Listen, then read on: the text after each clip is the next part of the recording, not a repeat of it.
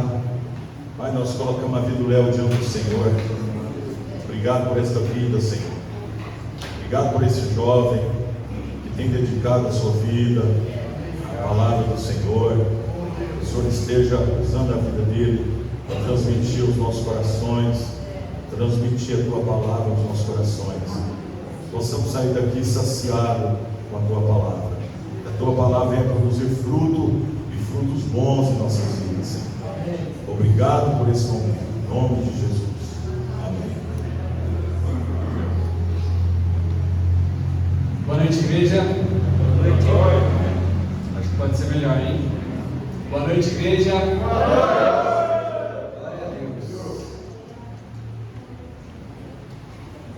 Bom,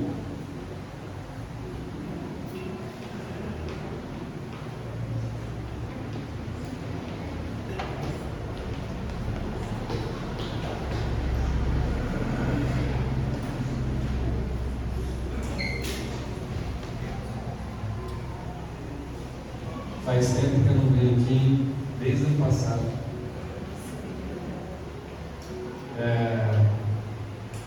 Enfim, vamos àquilo que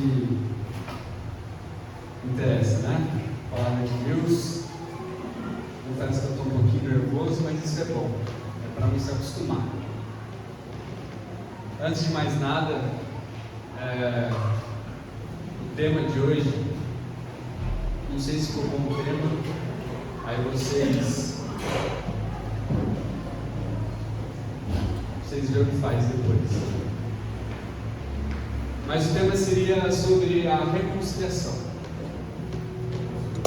A fé que gera alegria. O que eu penso sobre isso? Nós somos cristãos. Por um motivo nós somos. Nós somos filhos. Por um motivo nós somos. Nós somos sacerdotes. Por um motivo nós somos. Nós somos herdeiro e por um motivo nós somos. E vamos falar desse motivo hoje. Nós vamos falar do Evangelho de Deus. O Evangelho não dá para falar dele sem antes entender por que precisamos dele. Quem nós somos antes do Evangelho? E sobre essa fé que gera alegria, eu queria perguntar para vocês, mas não precisam responder. No que está baseado a nossa alegria? De onde ela vem e qual que é a fonte dela? Será que a gente vive uma alegria falsa? Ou estamos experimentando a verdadeira alegria que nos foi concedida gratuitamente em Cristo Jesus? Porque assim, irmãos, nós como cristãos, nós nos reunimos aqui por um propósito. Nós não estamos aqui para ocupar cadeiras, não estamos aqui para ouvir uma boa palavra, ou apenas cantar, ou estar em comunhão. Não tenha vergonha, isso é muito maior do que isso. Tem a ver com nós estarmos juntos, com o mesmo coração, com a mesma sede, contemplando a mesma coisa: Cristo Jesus. Então, antes de falar da graça que está sobre nossas vidas, precisamos entender que somos maus. E para entendermos melhor isso, vamos juntos lembrar de como era o nosso relacionamento com Deus. Primeiro, Deus ele criou o homem à sua imagem e semelhança. A partir daí ele começou a ter comunhão com o homem. Aí foi o ápice de um relacionamento pleno com o Senhor, onde o próprio Deus, em sua plenitude, estava diante da criação, estava diante do homem. Irmãos, imagine, nós também somos feitura do Senhor, nós também somos criação dele. Imagina estarmos diante do nosso Deus, aquele que nos criou, aquele que é eterno, aquele que é antes de tudo.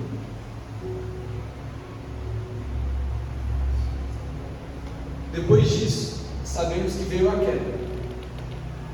O relacionamento com o Senhor foi corrompido.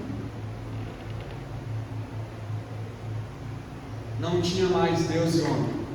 Adão foi expulso do jardim. E a partir daí é que as coisas pioram em relação ao homem.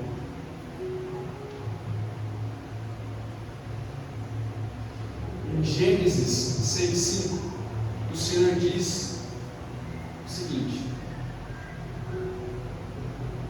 o Senhor viu que a maldade das pessoas havia se multiplicado na terra e que todo o desígnio do coração delas era continuamente mau. E a partir dessa afirmação do Senhor, nós vemos ao decorrer da história da Bíblia episódios onde mostra explicitamente a maldade do homem. Um dos exemplos que eu quero trazer aqui para nós entendermos isso é em Gênesis 19, 4 e 5, onde Ló recebe os anjos na sua casa. E naquele momento, os homens daquela cidade cercaram a casa e queriam fazer maldade com os anjos, para não ser tão explícito. Mas quem leu sabe, na própria palavra que diz no final: traga-os aqui fora para que abusemos deles. Outro episódio que mostra a maldade do homem é em Juízes 19.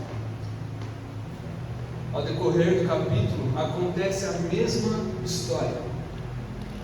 Um levita e a sua mulher, uma concubina, vai para como é o nome da cidade mesmo? Gibeá. Lá acontece a mesma coisa.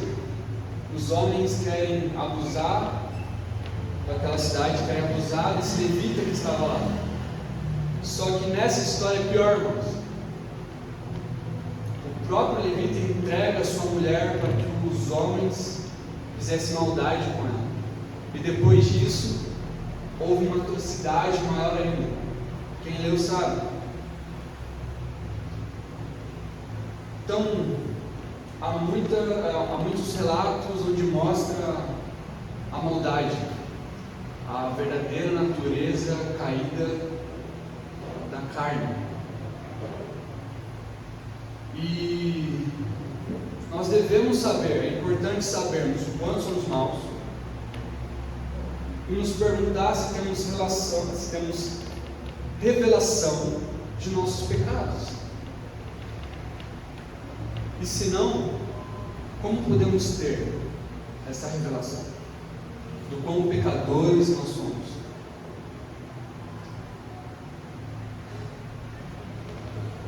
Então, assim, histórias como de Sodoma e Gomorra, de Juízes, de certa forma, acontece até os dias de hoje, e às vezes até pior. E a Bíblia continua a falar do coração do homem. Em Jeremias 17:9 diz: enganoso é o coração mais do que todas as coisas e desesperadamente corrupto. Quem poderá entendê-lo? Em Romanos 8, do 5 ao 8 diz: os que vivem segundo a carne se inclinam para as coisas da carne, mas os que vivem segundo o Espírito se inclinam para as coisas do Espírito. Pois a inclinação da carne é morte, mas a do Espírito é vida e paz. Quero que vocês guardem essa palavra. Mas a do Espírito é vida e paz. Guardem isso. Continuando, porque a inclinação da carne é inimizade contra Deus, pois não está sujeita à lei de Deus, nem mesmo pode estar.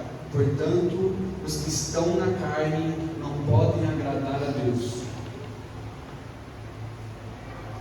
E um outro versículo que é muito conhecido, mas a gente normalmente lê o comecinho dela, em João 3,16 diz: porque Deus amou o mundo de tal maneira que deu o seu Filho unigênito, para que todo que nele crê não pereça, mas tenha a vida eterna. Glória a Deus por isso. Continuando, porque Deus enviou o seu Filho ao mundo, não para que condenasse o mundo, mas para que o mundo fosse salvo por ele.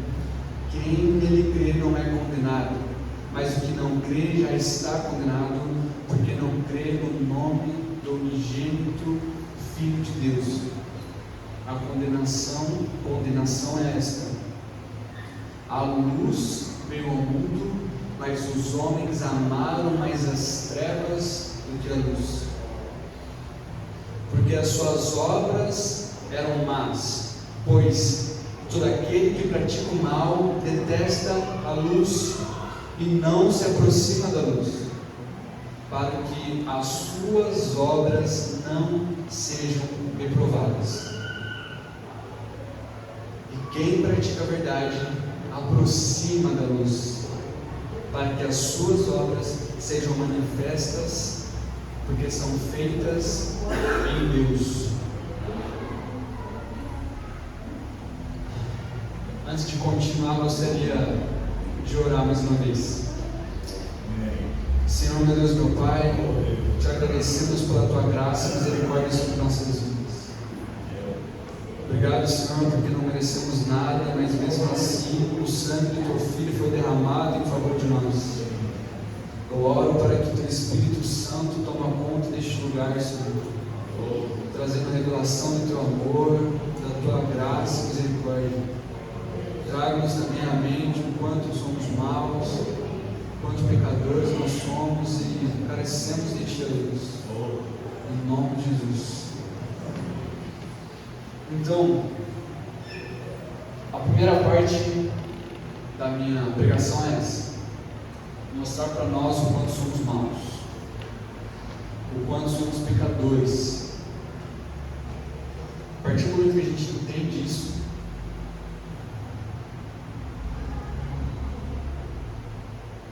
a gente vê o quanto Deus de fato nos amou e ainda ama. Então, como diz no finalzinho de João 3, lá no versículo 21, quem pratica a verdade se aproxima da luz, para que as suas obras sejam manifestadas, porque são feitas em Deus. Então, assim, a partir do momento que não vivemos por Espírito, ou nós, trazendo para a nossa realidade, deixamos de ter comunhão com o Senhor, deixamos de orar, deixamos de ler, deixamos de ter comunhão com os irmãos. Não vou falar para ninguém fazer esse teste, mas fique sem essas coisas, para vocês verem para onde a nossa carne irá se inclinar. Nós deixaremos de olhar para aquele que é santo, para aquele que é bom, estaremos olhando para nós mesmos que somos ruins, temos o coração corrupto. O próprio Senhor disse isso. E sabem por que nós precisamos nos aproximar dessa luz, que é Jesus? Porque Ele nos ama e porque somos maus. Nós precisamos dele. É por isso. Jesus nos amou mesmo sendo a gente sendo mal.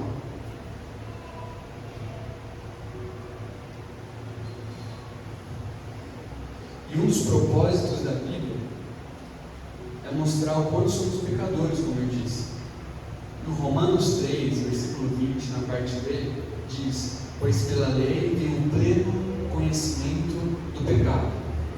Porque a partir daí começamos a ver que a gente não consegue cumprir nenhum mandamento, nenhuma lei do Senhor. Nós começamos a entender que nós conseguimos facilmente fazer o mal e com muito esforço às vezes fazer o bem. Mas quando fazemos, é Jesus em nós. Quando andamos pelo Espírito, quando fazemos boas obras, é porque estamos no Senhor.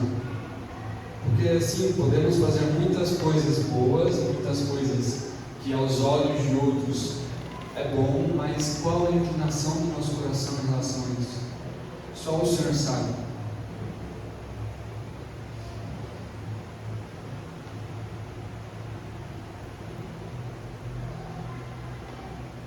Então, é a partir do momento que começamos a olhar para Jesus, é a partir do momento que começamos a ter comunhão com a palavra, comunhão com os irmãos, que começamos a entender, a ver o quanto precisamos uns dos outros e o quanto precisamos do Senhor nas nossas vidas. Hoje em dia não tem como nós andarmos sozinhos. Hoje em dia não existe uma igreja de uma pessoa só. E continuando naquilo que a Bíblia diz, em Tiago 1, do 23 ao 25 diz: porque se alguém é ouvinte da palavra e não praticante,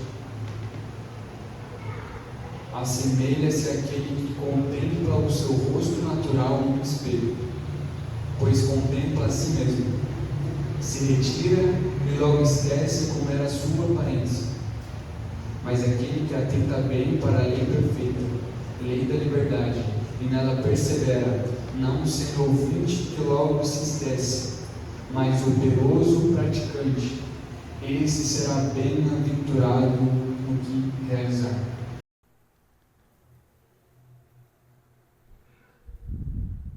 O que está dizendo aqui, irmãos? Não basta apenas ouvirmos a palavra de Deus. Não basta apenas lermos a palavra de Deus. Para aqueles que não leem, é como diz aqui, é como se a gente olhasse nós mesmos no espelho e a partir do momento que nós viramos as costas e saímos, nós já esquecemos de como nós somos. Mas, a partir do momento que nós lemos a palavra do Senhor, temos comunhão e começamos a praticá-la, bem-aventurados os que realizar. E a nossa comunhão com Deus começa na palavra. É a partir da Bíblia que nós sabemos quem Deus é, o que Ele fez, o que Ele irá fazer, quem nós somos, de onde viemos e para onde nós vamos. E é somente pela palavra. Não tem como nós dizermos que somos cristãos e não termos relacionamento com a palavra do Senhor. Em Tiago, onde eu acabei de ler, fala sobre contemplação, sobre contemplar a si mesmo. Mas não, nós temos que contemplar o Senhor, nós temos que olhar para o Senhor. E como nós fazemos isso? É através da palavra de Deus. É através de momentos onde nós estamos sozinhos, mas com Deus. É momentos onde nós estamos juntos, mas com Deus.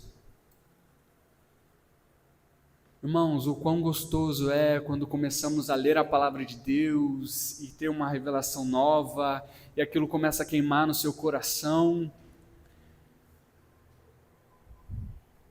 O problema que nós temos hoje em dia é que nós acostumamos com as coisas. Nós acostumamos com o Evangelho, nós acostumamos com a presença do Senhor, nós acostumamos em vir para o salão, nós acostumamos a tomar Santa Ceia. Mas não tem a ver com isso, irmãos. Tem a ver com a gente entender algo que está além de nós. É algo que deveria queimar nos nossos corações a partir do momento que a gente pensa: poxa, hoje eu irei encontrar com os meus irmãos em Cristo. Hoje eu irei congregar com os meus irmãos, adorar o Senhor. A nossa motivação tem que ser genuína em Deus. Não tem a ver conosco, não tem a ver em eu querer receber uma boa palavra. É para o Senhor, não tem a ver conosco. Tem a ver com Ele. É somente por Ele e para Ele.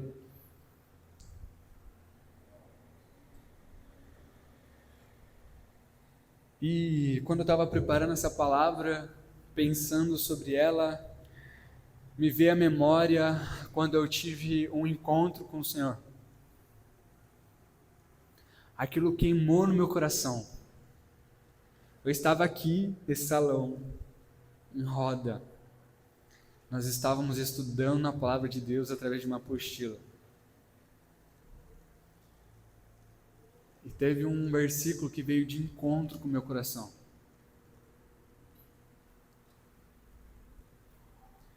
E a partir daí, irmãos, Deus ele encontrou comigo. E a partir daí, aquilo queimou no meu coração.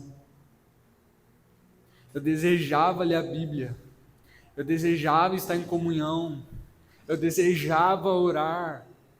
Eu desejava conhecer a Deus. Mas não deixe que isso vire um costume. Não deixem que isso se apague dentro de nós. Quanto mais conhecemos o Senhor, quanto mais o contemplamos, mais iremos desejá-lo. Porque Ele é pleno, Ele é santo, Ele é justo, Ele é fiel, Ele é digno de todas as coisas. Ele é digno da nossa vida, Ele é digno do nosso respirar, Ele é digno do nosso esforço. Ele é digno, irmãos. Nós não podemos nos acostumar com a presença de Deus. Não é assim que deveríamos viver. Nós deveríamos ser as pessoas mais felizes do mundo. Nós deveríamos ser as pessoas que os outros olham e a gente está com um sorriso de orelha a orelha. Claro que os dias são maus. Claro que nós temos dificuldade. Claro que nós temos enfermidade. Mas aonde está a sua esperança? A nossa esperança?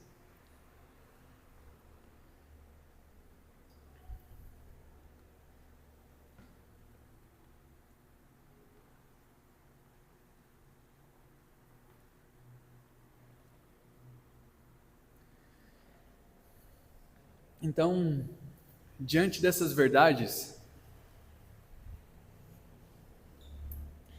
em Romanos 5, que foi a partir desse capítulo que veio essa palavra, ao pesquisar ela eu achei algumas coisas. Primeiro vamos ler.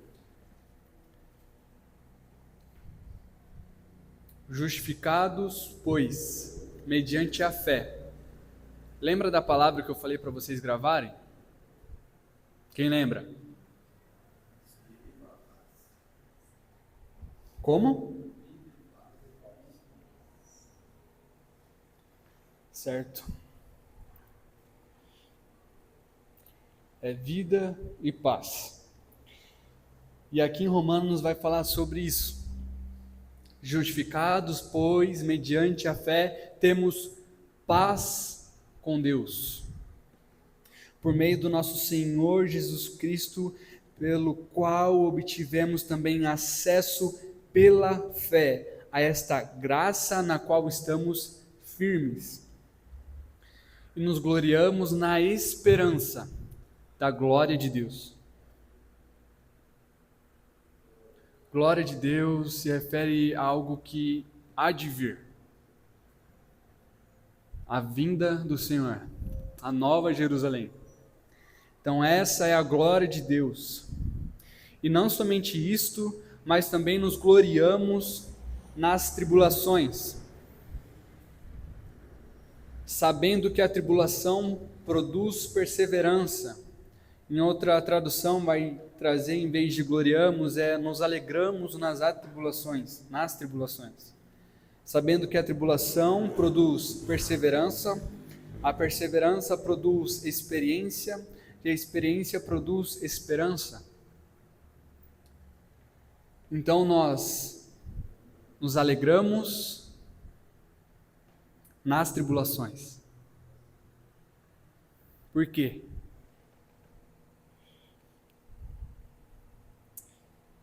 Porque através da perseverança vai produzir em nós experiência, que a gente pode trazer como fé. A partir da perseverança, teremos fé. E a partir da fé,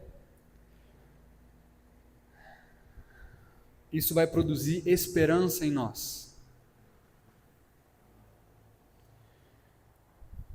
Ora, continuando, a esperança não nos deixa decepcionados, porque o amor de Deus é derramado em nosso coração pelo Espírito Santo que nos foi dado.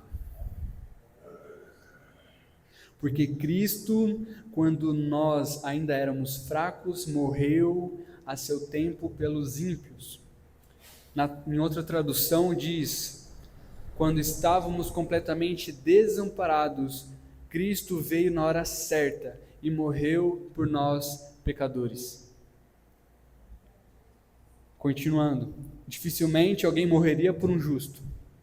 Embora por uma pessoa boa, alguém talvez tenha coragem para morrer. Mas Deus prova o seu próprio amor para conosco, pelo fato de Cristo ter morrido por nós quando ainda éramos pecadores. Logo, muito mais agora, sendo justificado pelo sangue, seremos por ele salvos da ira. Porque se nós, quando inimigos, fomos reconciliados com Deus mediante a morte de seu Filho, muito mais, estando já reconciliados, seremos salvos pela sua vida. E não apenas isto, mas também nos gloriamos em Deus por meio do nosso Senhor Jesus Cristo, mediante o qual recebemos agora a reconciliação. Irmãos, isso está fervendo no meu coração. Porque eu sou pecador, eu sou mau, mas Deus me amou tanto.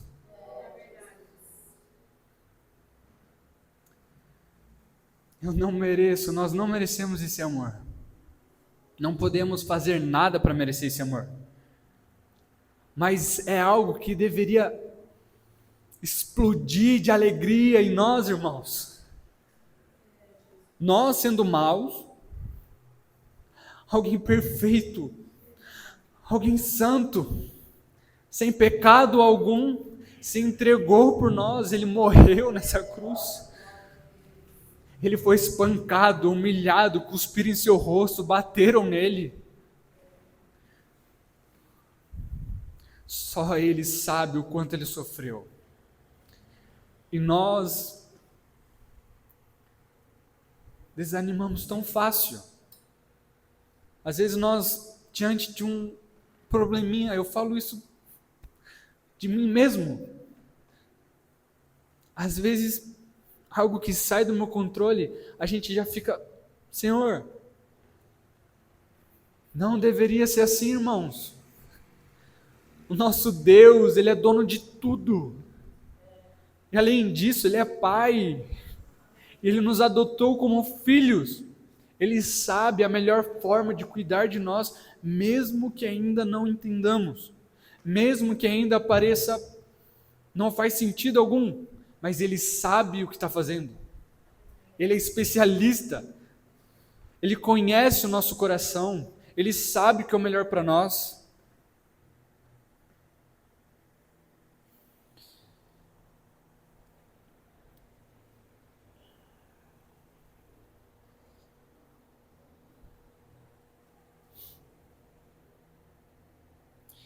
E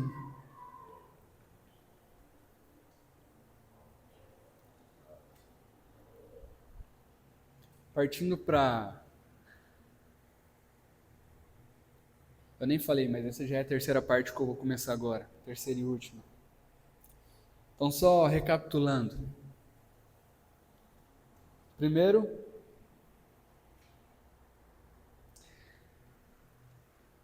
precisamos saber o quanto somos maus, para que entendamos o quanto o Senhor nos ama. Primeiro, somos maus e o Senhor muito nos amou. E terceiro,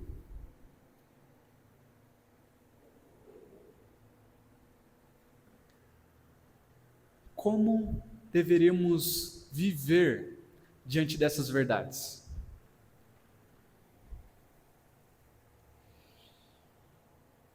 Esse é o poder do Evangelho em nós. Essa é a graça que está sobre nós. Esse é o Deus que tanto nos amou. E como eu tinha dito, em Romanos 5, tem 3 coisas que mostram que a glória de Deus já foi manifestada para nós. E dentro desse capítulo 5, do 1 ao 11, fala de 3. A primeira dela seria que nós somos justificados. A primeira glória de Deus já manifestada em nós. O segundo é que nós temos paz com Deus.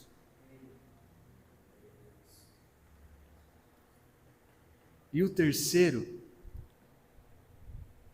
está bem no comecinho do Romanos 5, vai estar já essas 3. E a terceira é que nós estamos firmes nessa graça. Nós podemos descansar nessa graça. Por quê? Nós não precisamos, como diz aqui, ora, a esperança não nos deixa decepcionados. Essa esperança, dessa graça que está sobre nós, não nos deixa decepcionados. Porque Cristo morreu por nós. Ele foi o sacrifício perfeito na cruz. E não tem ninguém para desfazer isso. Então, numa coisa podemos ter paz, ou podemos se preocupar e não ficar decepcionados. Que essa graça está sobre nós.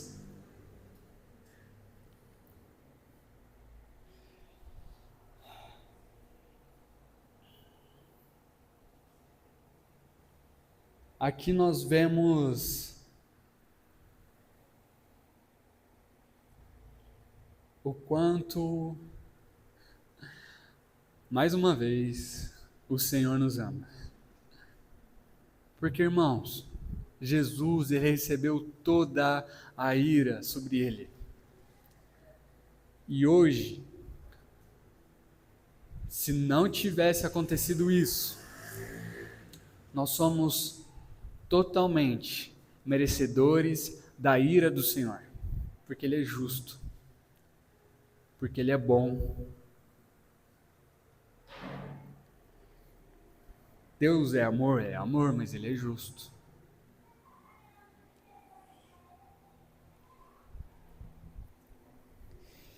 Então, conforme eu fui lendo, conforme eu fui meditando, isso começou a gerar uma alegria no meu coração, de que isso é algo palpável. Essa graça está sobre nós. Nós fomos justificados. Nós fomos reconciliados com o Senhor. E nós temos paz com Deus. Nós temos paz com Deus. Irmãos, a gente pode chegar da forma que estamos, porque ainda somos pecadores, e ainda vamos ser até o fim, até quando morrermos, ou quando Jesus voltar, vamos ser pecadores, vamos continuar sendo mal, nossa natureza irá inclinar para o mal.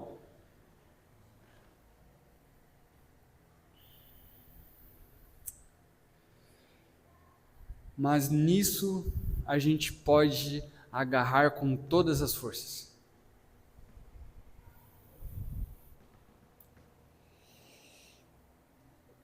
E continuando, aqui fala sobre essa esperança, em Romanos 5. E que esperança é essa? Que esperança é essa que é dita aqui? Nos gloriamos na esperança da glória de Deus. É a glória que está por vir.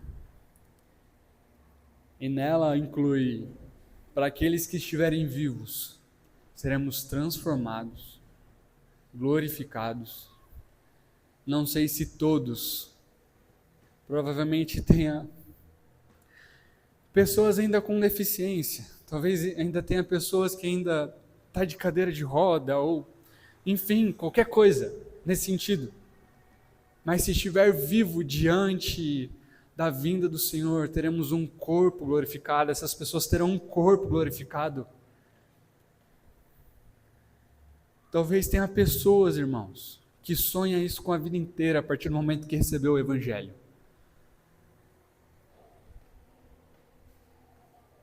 E para aqueles que já foram, teremos a esperança na ressurreição dos mortos.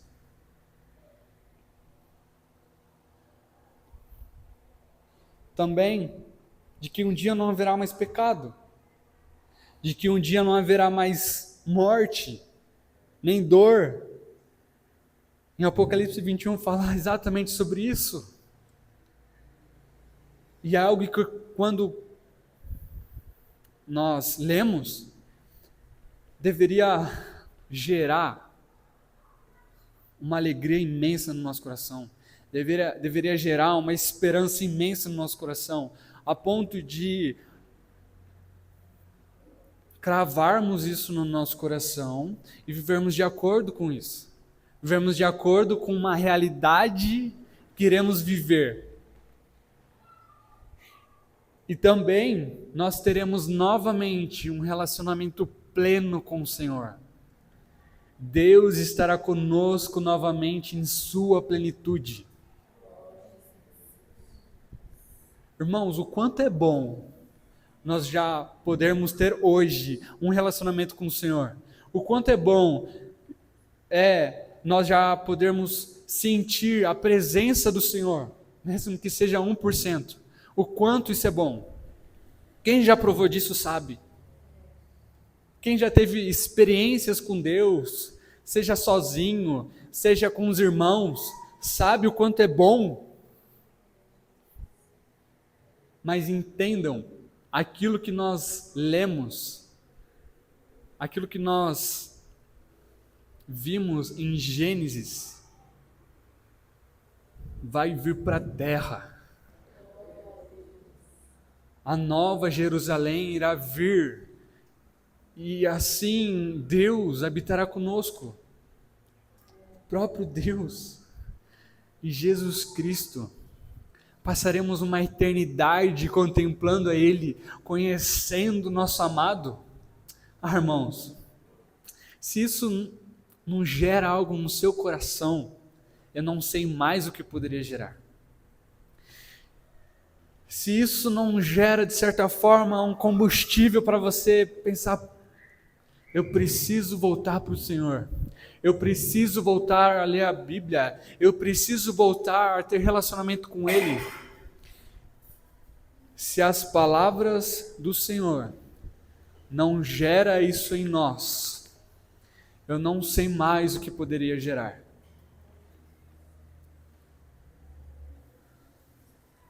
Nós precisamos de um avivamento, de dentro para fora. Nós precisamos, assim como fala em Apocalipse também, voltar ao nosso primeiro amor. Voltar a queimar por Ele.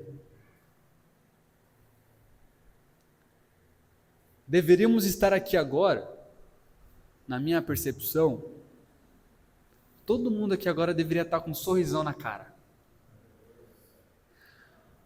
Todo mundo aqui agora deveria estar pulando por dentro, falando a verdade. Um dia estaremos com o Senhor. Um dia estaremos contemplando a Ele. Um dia, se eu ganhar uma coroa de ouro, eu jogarei aos pés dele, porque Ele é digno. Estaremos junto com os anjos, cantando: Santo, Santo, Santo é o Senhor. Aleluia.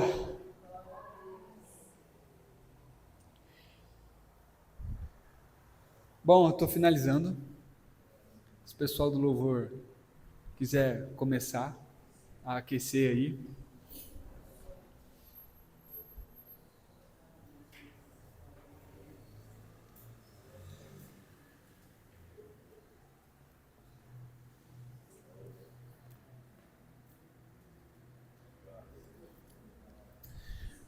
Então, assim,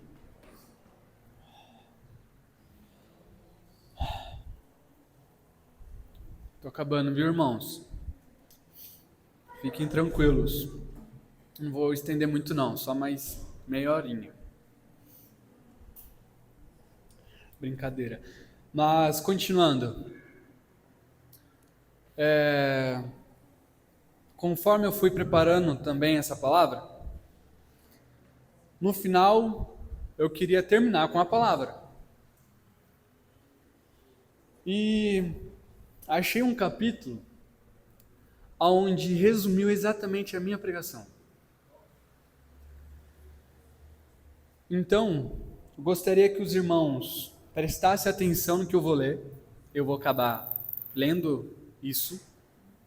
É uma carta de Paulo aos Colossenses.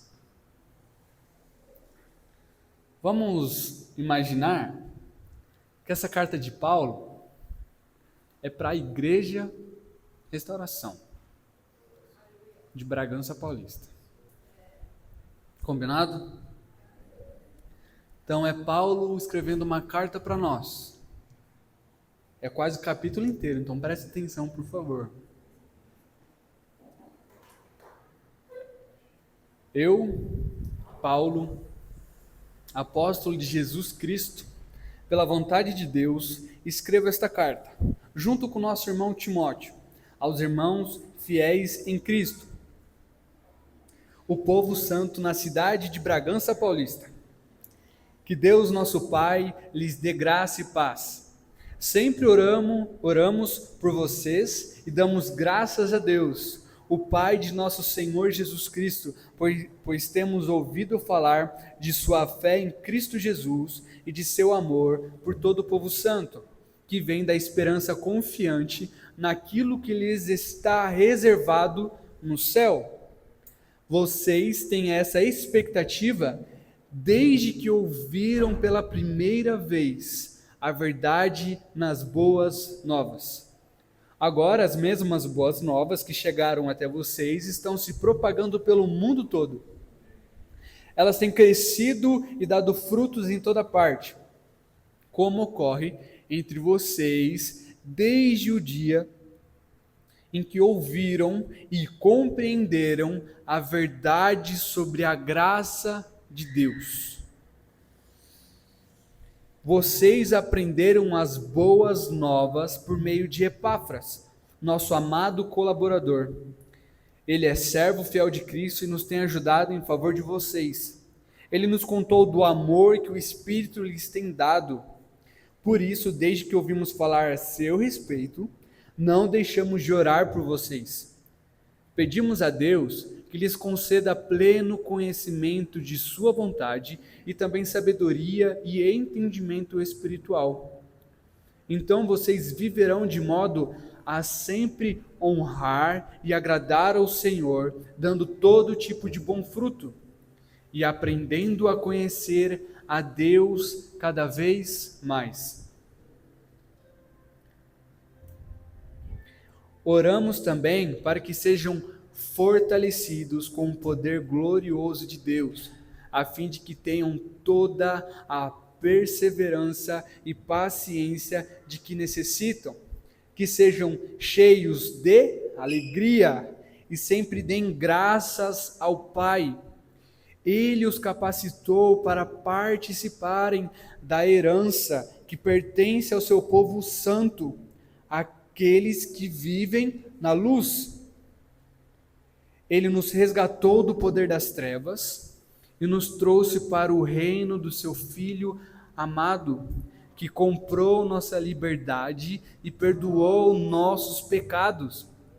O Filho é a imagem do Deus invisível e é supremo sobre toda a criação, pois por meio dele todas as coisas foram criadas, tanto nos céus como na terra, todas as coisas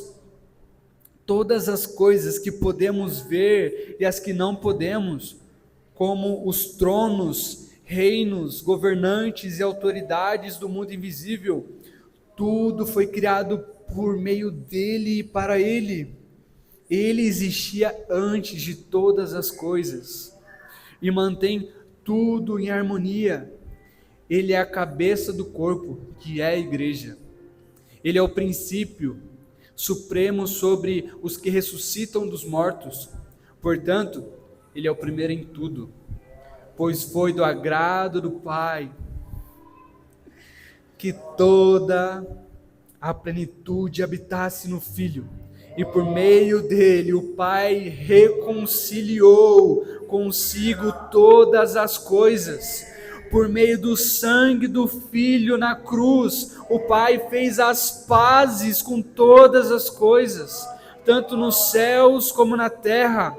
E isso inclui vocês que antes estavam longe de Deus, eram seus inimigos, dele separados por seus maus pensamentos e ações. Agora, porém, ele os reconciliou consigo, por meio da morte do Filho no corpo físico. Como resultado, vocês podem se apresentar diante dele santos, sem culpa e livre de qualquer acusação. É preciso, porém, que continuem a crer nessa verdade e nela permaneçam firmes. Não se afastem da esperança que receberam quando ouviram as boas novas que foram anunciadas em todo o mundo e que eu, Paulo, fui designado servo para proclamar. E no versículo 27 diz: pois Deus queria que eles soubessem que as riquezas gloriosas desse segredo também são para vocês, os gentios. E o segredo é este: Cristo está em vocês, o que lhes dá a confiante esperança de participar da sua glória. Cristo está em vocês. o que lhe dá a confiante esperança de participar da sua glória.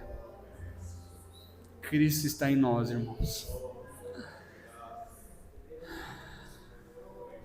Ele precisou morrer naquela cruz. Ele precisou morrer nessa cruz, para que hoje pudéssemos ter comunhão com Ele. E da mesma forma que talvez nós ansiamos por este dia que estaremos diante dele, com certeza Ele como Pai, Ele está louco para estar com seus filhos. Ele anseia estar com seus filhos. Deus, Ele se importa conosco. Essa é a nossa esperança. Essa foi a nossa reconciliação com Deus. Essa deve ser a fé que gera alegria em nós. Irmãos, o Espírito de Deus está aqui neste lugar. Que possamos honrar Ele, entregando as nossas fraquezas ao Senhor, entregando as nossas limitações ao Senhor. O Espírito de amor está aqui neste lugar. O Espírito de justiça está aqui neste lugar. Senhor, nos permita sentir a Tua presença, Senhor. Toque em nossos corações, Senhor. Revela os nossos pecados, ó Deus. Enche-nos com a alegria que está escondida em Cristo Jesus. Que possamos ter paz e entender que nós estamos plenamente firmes nessa graça que está sobre nós. E que até hoje a misericórdia do Senhor nos persegue. Obrigado, Jesus, por ter deixado o Teu Espírito Santo. Nos edifica, Senhor. Revele o quão pecadores nós somos. Revele a beleza da cruz, Senhor. A Tua igreja precisa de Ti, Senhor. Que venhamos tirar os nossos olhos de nós mesmos, do nosso ego, Senhor, das nossas próprias convicções. Que venhamos nos esvaziar diante daquele que é belo, diante daquele que é pleno e digno. Enche-nos com Teu Espírito Santo, Senhor. Enche essa comunidade com as verdades do Evangelho, Senhor. Com essa esperança que é viva, com essa esperança que é palpável, ó Deus. Que possamos ser perseverantes e termos fé e alegria diante das tribulações, porque aquilo que nos espera é maior que qualquer dificuldade, é maior do que qualquer dor, é maior do que qualquer sofrimento. Eis-nos aqui, Senhor, eis a comunidade de restauração de Bragança Paulista, Senhor, eis-nos aqui, Deus, eis-nos aqui. Oh, aleluia, Jesus. Amém.